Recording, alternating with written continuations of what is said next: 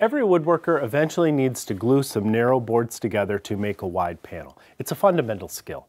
But what often happens is the edges of your boards won't match up perfectly and you'll have fine gaps. Now you might try to just squeeze those closed with clamps, especially if you're working with soft pine. But excessive clamping pressure can cause the panel to cup and warp, and hardwoods can be especially difficult to just squish together. In this video, I'll give you 4 ways to solve this problem without an expensive edge joining machine. And unlike some of the other gimmicky videos that you may see on this subject, these techniques will actually work for you in your shop. I'm also going to use tools you already have with no complicated jigs to build. First, we'll do this with a router table. But if you don't have a router table, next I'm going to show you how to do it with just a table saw. If you don't have a table saw, I'll then show you how to do it with just a little trim router. And if you don't have any router at all, I'll show you how to use nothing but a level like this one, which might be the coolest way to get a perfect seamless joint between 2 boards. So let's get started.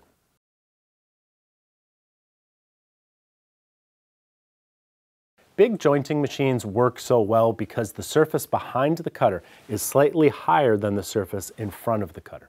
This offset is equal to the amount of material being removed from the edge, so the workpiece is fully supported throughout the process, ensuring a perfectly straight and smooth cut. A router table can be set up much like a jointer. This is my favorite method because a router bit can produce a really smooth edge. I prefer spiral bits for this, but you can use a bit with regular straight cutters. The diameter doesn't matter that much, but the larger the bit, the better.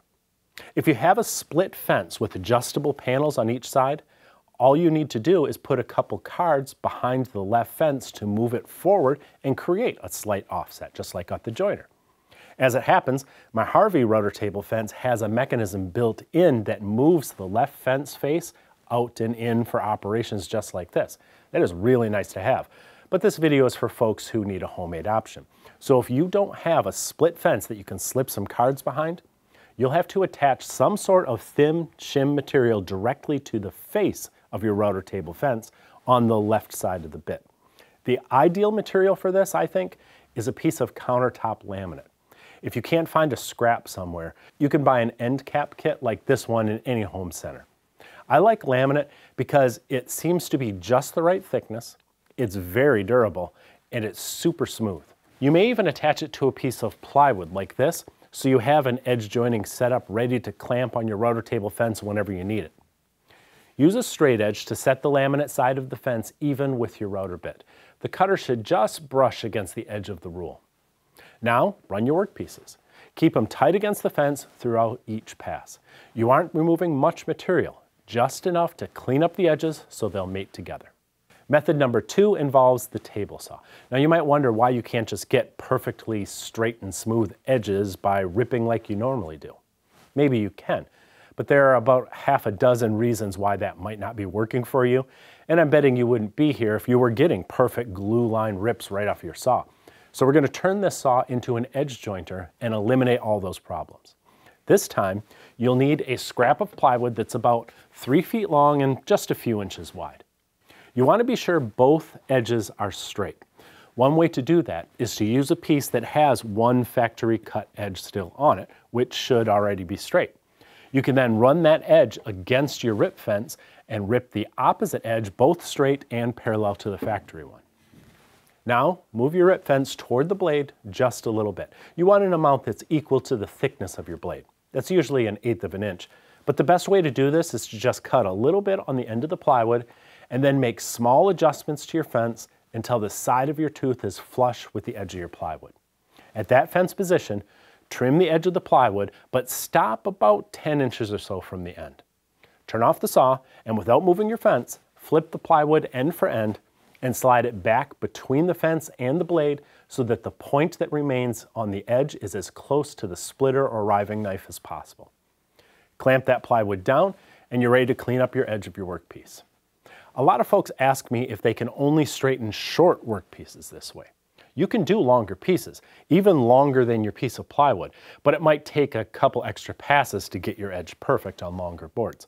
However, if I was joining a longer board, I'd want a longer piece of plywood so that it extends further off the back of the saw. That'll provide more support for your workpiece on the outfeed side of the cut. Method number 3 is for those with just a trim router. It's not my favorite, but it will get the job done. For this, you'll need a straight bit. Again, I prefer spiral bits, but you can use one with straight cutters. If you have one larger than a 1/4 inch in diameter, use it. 1/4 inch bits can leave a bit of a scalloped texture on the board's edge, and a larger diameter bit will help reduce that. You'll also need a straight edge. In this case, I'm going to use a level, but this is not that clever level-only joining method I referred to at the beginning of the video. I'm going to show that next. This time I'm just going to use the level as a straight edge for my trim router because I know it's perfectly straight and smooth. I'm going to sit my router on the workpiece with the bit against the edge. Then I'm going to use something thin, like a little steel rule as a spacer, so I can make a mark just a little bit beyond the router base. Repeat the process on the other end of the board, and that will give you 2 marks that you can use to position your straight edge. Clamp it to the board and the board to the bench, and you're ready to edge joint. You aren't removing much material, so it shouldn't be difficult to make a nice, even pass. Once again, the result will be a perfect seamless match between 2 workpieces. The last method doesn't require the router, just the level. I think you'll like this because it's as simple as it gets. Attach some strips of 80 grit sandpaper to the level's edge. If you don't have adhesive back sandpaper, you could cut some strips from regular sanding sheets and attach them with some spray glue. Now, clamp your board to the bench top and use the level to sand the edge both straight and square at the same time. It works well because the level is perfectly straight and it's easy to hold as you work. As long as the board's edge isn't too bad, it should not take long at all. If you think it's a pain to attach sandpaper and then remove it every time you need to join an edge, watch some yard sales and get a good used level. You can have a dedicated hand joiner for just a few bucks. I am confident one of these 4 methods is going to work for you in whatever shop you're working in. Below this video, I'll also leave a link to another tutorial I made full of more tips for creating perfect glued up panels. Check that out, but first, here's another good idea for your shop. The Whiteside family has been making router bits in North Carolina for half a century. Their quality is exceptional, their service is fantastic, and I like supporting small family businesses. That's why my cabinet is full of Whiteside bits, and I think yours should be too. Check them out at the link below this video.